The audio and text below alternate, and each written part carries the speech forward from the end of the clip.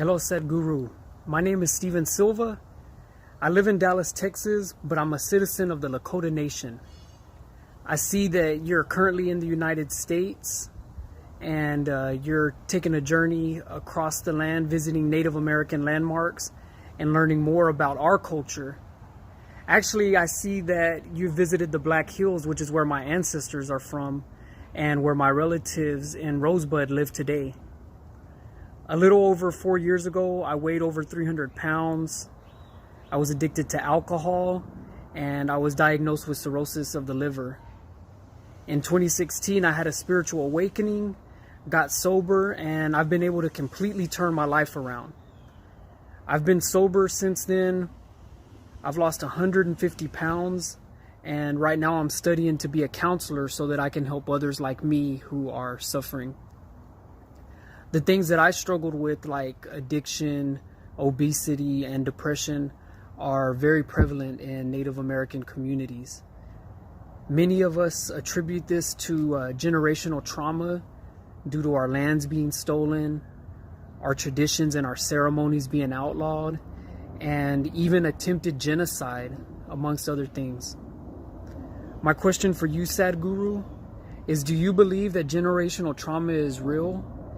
And if so, how does an individual or even a whole culture heal from this trauma without being bitter towards the people who caused the trauma and created the systems of oppression, many of which are still in place to this day? Thank you for everything you do, Sadhguru. Namaskaram, Stephen. Well, as you know, I've been touching various points of significance to the indigenous people of Northern America. It's heartbreaking to see what has happened, as you already narrated, but it's important that we do not let our past determine our future. Today you're as much a citizen in this nation as anybody else. This is the time to revive the cultural and spiritual dimensions of Native American people. That's one reason why I'm making this trip. And we will present the Native American culture to the world in a very positive manner and how it's relevant for today's life. As you yourself are a living example of what a spiritual experience can do to a human being. One who is on a slide downhill, how a spiritual possibility can make him recover and come and live a sensible and fruitful life for oneself and to everybody else around us. You are a living example, it's fantastic, I truly congratulate you for who you are. Having seen you and having heard you, I will ask them to send a link of inner engineering online program. Right now, the physical programs are not happening because of this virus. For all the Lakota citizens, we will make a special offer of inner engineering at a very, very low price in terms of just covering costs for ourselves.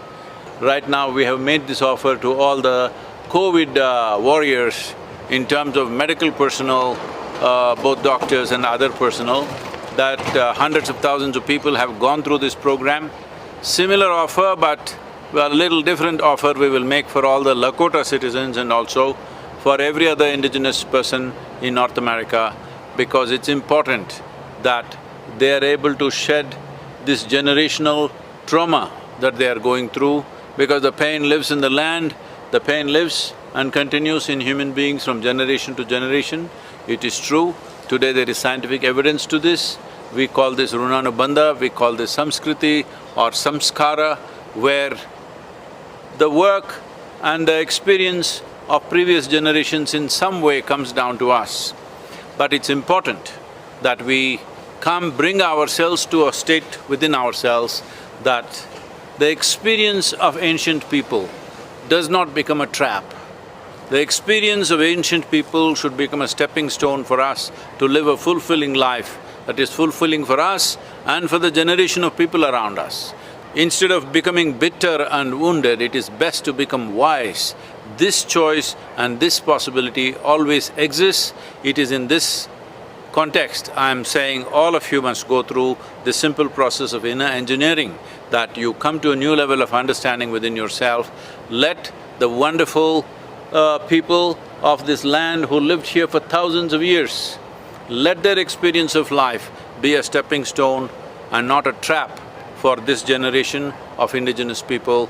So, I look forward to see you sometime, because you are a living example for your people. It's very important this generation of people from this indigenous community do not slide away into alcohol and drugs and negativity of life. They must bounce back and show who they really are, because they are resilient and wise people who survived on this land for nearly 40,000 years is what they are saying. So if somebody lived that long, the wisdom of that, the experience of that should not go waste. Please do not make the ancestral experience into a trap. Let us transform this into a new possibility. Let us not be wounded, let's become wise.